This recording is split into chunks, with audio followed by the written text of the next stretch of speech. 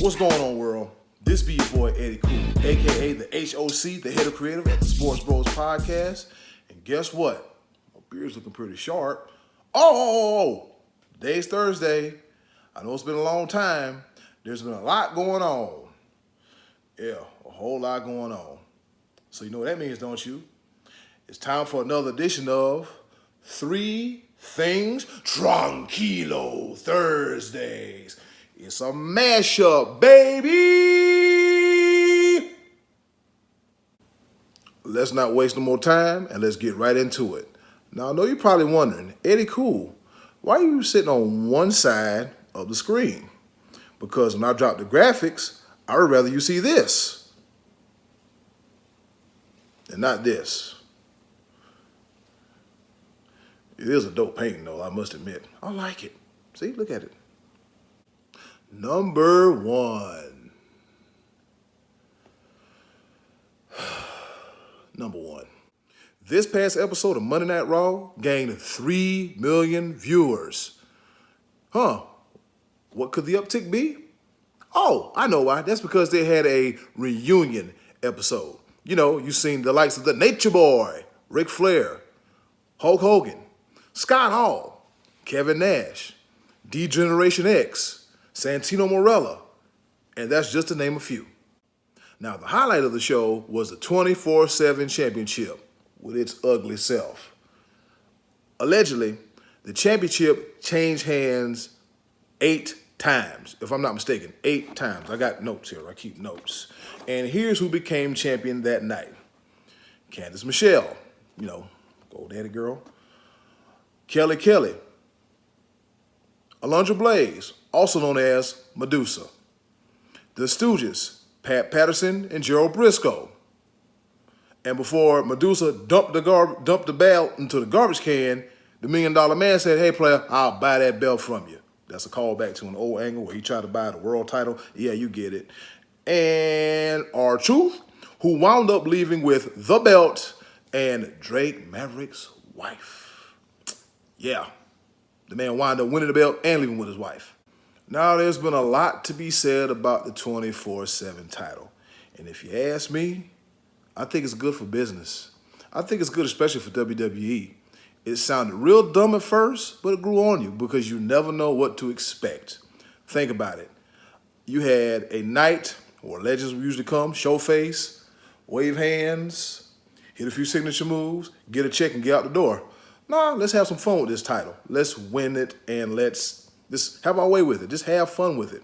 And I think that's really the name of the game, what people should realize. Also, people weren't too happy about Stone Cold and his part in the show. Look, you have to look at it like this.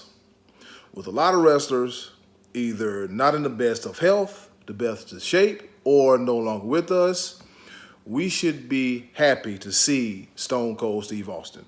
We should be happy to see Hulk Hogan. And we should really consider ourselves blessed to see the Nature Boy Ric Flair with all that he's been through with his health issues over the past year and a half.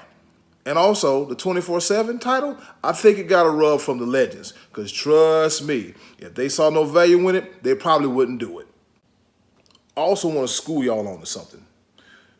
When you see that Raw is going to be a reunion episode, do not expect to see a whole big emphasis on current storylines.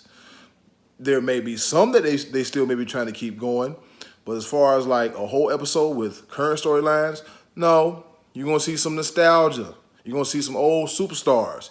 You're going to relive some old moments. You should know this. They've been promoting this all week on many outlets. That way, you should have your expectation level set to seeing just legends. You might see a figure 4. You might see a leg drop. You might see a thigh-slapping super kick. So all in all, you just need to tranquilo, because it was a good night of entertainment. Not a lot of wrestling, but entertainment, which is the other part of the word, sports entertainment. Yup, Monday Night Raw. Manny Pacquiao came out victorious in his fight against Keith Thurman. So that prompts the next question. Who will Pac-Man fight next? And from the looks of it, on social media, Manny Pac-Man Pacquiao and the one, the only, Floyd Money Mayweather are back at it again, directly after the fight. Check out some of these tweets and back and forth and see what's going on here. Whoa, watch this. Look at this. Look at this. I find it real ironic how every time Pacquiao's name is brought up in the media, my name is always attached to it. That man's entire legacy and career has been built off his association with my name. That's what Floyd said about Manny Pacquiao on Instagram. And on Twitter, Pac-Man clapped back and said, Floyd Mayweather, you come to my fight and then use my name in a post. But I'm the one that's trying to stay relevant? If you want to be relevant again, hashtag MayPac2.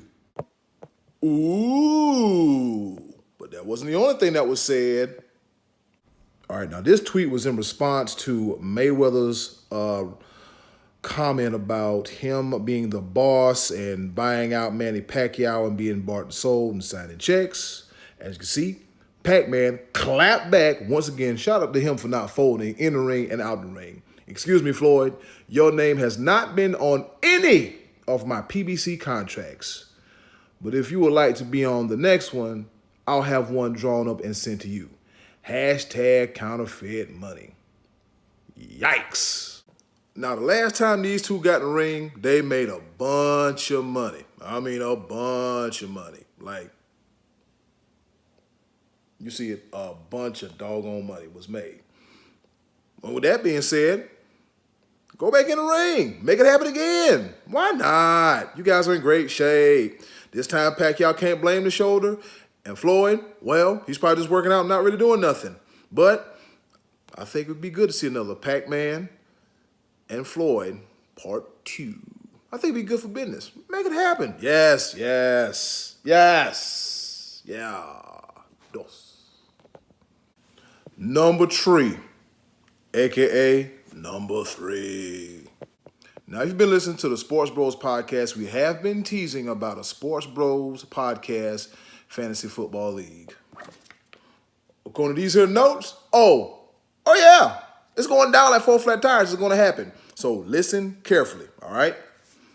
The Sports Bros podcast fantasy football league will consist of 12 teams, and we'll split the 12 teams up into divisions. The draft date is August the 22nd. Thursday, August the 22nd, 2019. 12 spots, okay? 1, 2, 3, 4, 5, 6, 7, 8, 9, 10, 11, 12 spots. So if you think you got what it takes to play in this here fantasy football league, just let myself, the almighty B Live, or the money man, Scotty D, know. Because I got one of these. I want those. Yeah, I got one of those. Yeah. Looking to give me another one, too. Yep, this guy. Oh, yeah, and before I close out this video, to our listeners, thank you. To our new listeners, thank you. Also, we've been thinking, we've been thinking of ways to try how to make the podcast better, not sound dull, not sound stale. But guess what we about to do? We about to reach out to you. Yes, you.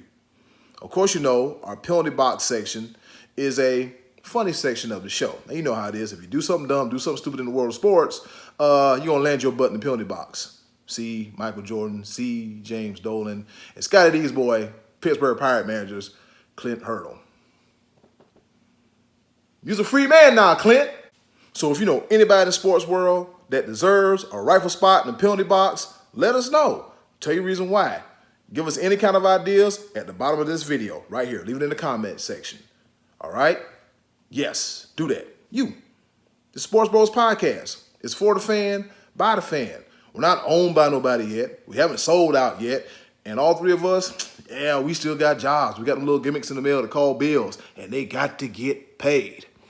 So with that being said, this be your boy, Eddie Cool, a.k.a. the HOC here at the Sports Bros podcast. And once again, thank you. And it feels good to be back for another edition of 3 Things Tranquilo Thursday. almost lost my voice. The Mashup episode. Y'all take care now. Peace. And keep watching the SportsBros podcast. I'm out.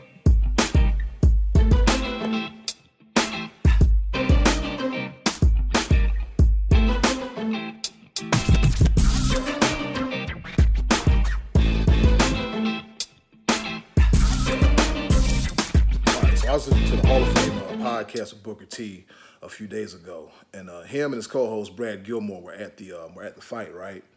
And of course, you know, Keith Thurman had his people there, and Manny Pacquiao, he had the whole Philippines there, from what it seems. So I'm listening to the story about how Booker and Brad told the story about how every time Keith Thurman landed a punch, you didn't hear nothing, but every time Pacquiao landed a punch, you could hear some of his people in the background going. I was like, wow. So like, if I was there, it would have been like,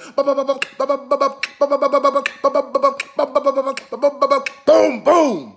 But yeah, I'm like, that's pretty interesting. So that's pretty cool. It's pretty funny. I bet it was a good time too.